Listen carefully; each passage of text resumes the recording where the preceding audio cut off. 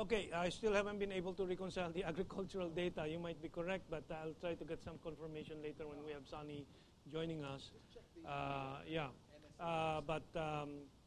Okay, overall, the picture is that statistically there are these growth rates, and you seem to confirm, or you confirm in our off-the-air discussion that a great part of the construction is because of the delayed releases that is coming out now, which they were supposed to utilize last year. Okay, I think we have Sunny over there coming in. I will have Sunny walk into the chair if it's okay with our floor director, and let me because Sunny went to the old GNN station, I think. They're in Pasong Tamo. Pasong Tamo Extension. So anyway, now we'll ask if while Sunny is doing his makeup, which is not needed really, I'll ask Sunny, what was the agricultural sector growth rate in the third quarter? 4.1. So you're correct. I stand corrected. 4.1. Okay. I read and I thought it stuck to my mind around 1.7. Okay, here's Sunny. Okay.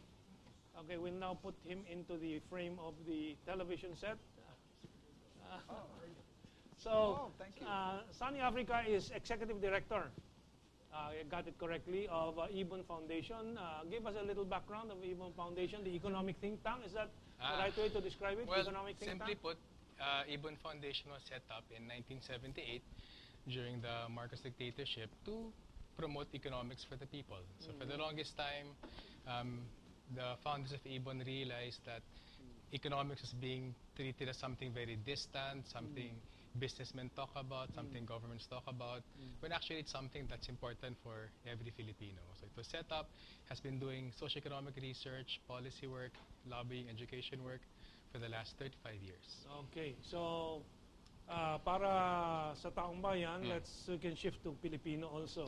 Okay, and so give us your opening statements on this 7.1% growth on the third quarter and its real meaning for the people. Well, sa amin simple lang.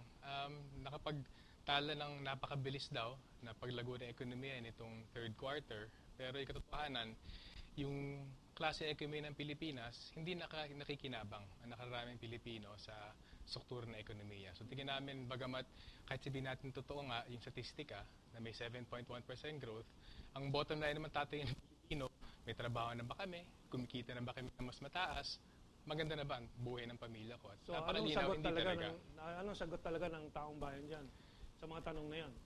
Walang naniniwala na yung 7.1 yung nangangahulugan na mas magandang takbo ng buhay nila. At nakita naman namin sa mga Manila City interviews, kung mag-iisip, ang daming sinasabi tungkol sa foreign reserves, stock exchange record high, credit rating upgrades, 7.1% growth. Pero napaka-normal naman, taxi driver, jeepney driver, sabihin, wala namang pagbabago sa buhay ko. Well, I did mention, because I'm on radio, AM radio, almost every day of the week, and that's my feedback too.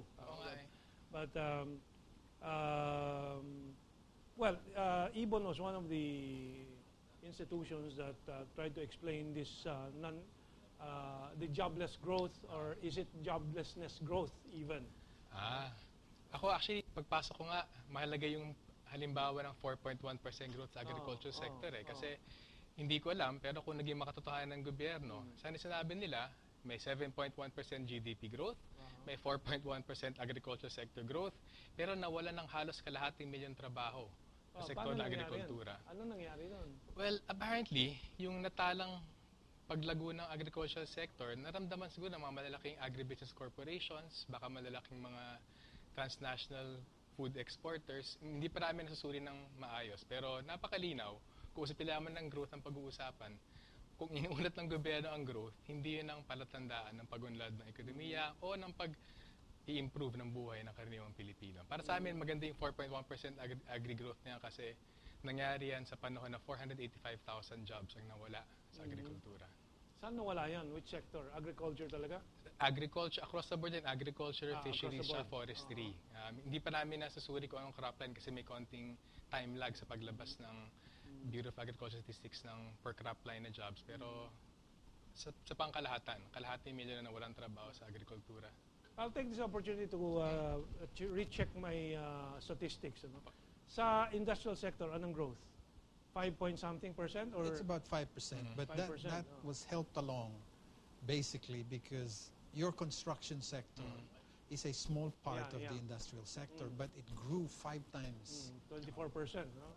But that is basically cheap money, construction of office spaces, condominiums, BPOs, hotels, BPOs, and you have the accumulated, basically, holding back of government expenditure for infrastructure projects, basically, so that exploded, basically construction. But it is, like I said, the history of Philippine growth rates, and like I said in the beginning, it is not a sign of the increased general welfare of the Filipino people. GDP growth rates was never meant to basically signify. GDP was concocted by the state basically to measure economic activity to assist them in developing their macroeconomic projections. Okay, I asked Hiro earlier about, I'll get back to this question later on. So we were at employment, clarifying this issue of GDP as a measure, and I'll just get back to Ibon's conclusion. What other indicators? I was going to ask. The second quarter, at the end of the second quarter, I think NEDA or NSCB came out with their leading economic indicators and saw a slump from the first and third quarter figures. In fact, I think they're talking about somewhere around 3.8%, 4%. What went wrong in their estimations? Well, historically, I think even the government will admit this, the leading economic indicators are not actually very strongly correlated with actual performance, either in the subsectors they identify or in the, again, like Hiro said, the actual bottom line indicators of development, especially jobs, especially income. So again, like in Ibon, we don't actually give much weight to the leading indicators because you'll notice whenever the government has a press release on the Bangko Sentral especially on the leading indicators, they're always good news. But in the times that the leading indicators don't give a good projection for the coming period, they don't report that. But aside from that, there's no strong correlation between the leading indicators and the final indicators. That's something anyone with an internet connection can verify. There's no strong connection between the two. It's used for propaganda when it's convenient, ignored when it's not useful. So the real factor that pulled up the statistics, and I say statistics, I didn't say growth, but the statistics is the construction sector. And real estate. Real estate. In the services sector.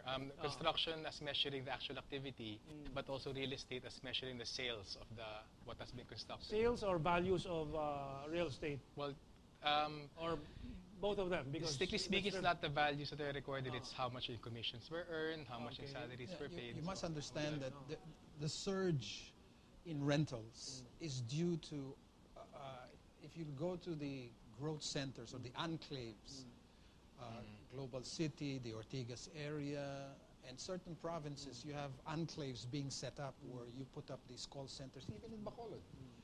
As soon as these buildings basically are completed, you will have a surge in rental income. That will be recorded in the subsector of the service sector as rental income. So you have these surges coming in. New hotels will be coming on stream. The sales will be similar to rentals. All of a sudden, you have a surge or a spurt when these come online. And then you have construction now in all these gross areas where the BPOs and condominiums are basically concentrated on. And you have to understand, these are products of the Ramos era privatization. Fort Bonifacio, etc., and the BCDA, and all this kind of stuff. And all the infrastructure projects, NLEX, SETEX, all of these basically were tied into these real estate projects. And you don't have to be a genius in economics or in business to know that you build an expressway next to an enclave, you will have real estate valuations climb. time. So that's why I was asking valuations or No, actual no, transactions. but this is not recorded. Capital gains is not Yeah. so recorded it's not in recorded. GDP. Yeah. Okay. Okay, it is only value added. You know, Yeah. sales Yeah, basically. but that will be reflected into sales as the values go up. No, no, no, No, because your transactions Your will. only capital gains Very, is very, not, very distantly. If they record, it's not yeah. even. You see, when you sell your home, okay, that value added is not captured in any of the measurements of GDP. Okay. It is registered kuno as capital gains. Your stock market gains is capital gains. I mean, a lot of Stock market gains are Capital part of the gains. GDP. no, No, it's not. Yeah, no, that's no, why- no. so I want to That's why, clarify. again, it's a side issue that a lot of our elite here basically earn their income through their capital gains when they sell their options in stocks because they pay a lower rate of tax. It is not counted in their income tax. Okay, question I asked Hero, I'll ask Sonny ngayon. I So better what answer is the same. yeah? What is a good measure if it's not GDP A single number. for real economic development Well, measure? if you want a single number, poverty rates in the country. What But it's recorded every 3 years. I mean, as a sign of how interested the government is in poverty, they measure it every 3 years. Then it's released about a year and a half after it's. What about the actually HDI, recorded. Human Development Index? The problem with the HDI, it's such a mishmash of figures, and it's very crude actually. I know they're still trying to work on doing it at more the sub-regional level, but the HDI as it is now, actually the income indicator is a big part of it, and they also have very aggregate measures for education and also for health, which I think is very problematic because the Philippines, the reality is we're a very big country, we have two economies. We have a very, very small economy of the rich, a very, very big economy of the poor.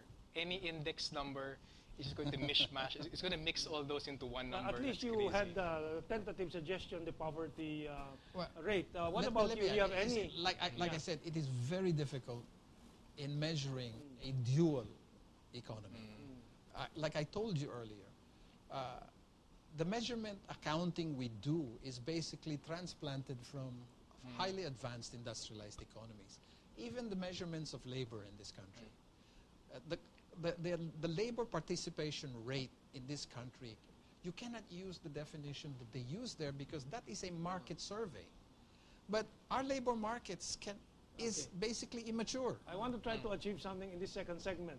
Okay. Is there a consensus that we can have on how we will measure our performance? Is it a combination HGI, poverty rate, and so something that we can at least measure ourselves year to year that is not skewed to the government Well, interpretation of if you things? ask us, it's always the least of evils. I mean, even poverty is a very poor indicator because, poverty as measured here is an income indicator. It doesn't measure the state of education, well-being in terms of health. But if you want a nice, short, sharp, quantitative figure, if only it was recorded more frequently, quarterly perhaps better, or yearly, we think income is a good standard because especially in a market economy where your capacity to buy has a direct correlation Okay. to your welfare, I think income is a poor indicator, but it's better than GDP. Okay, we'll give Hero a chance to answer after this break.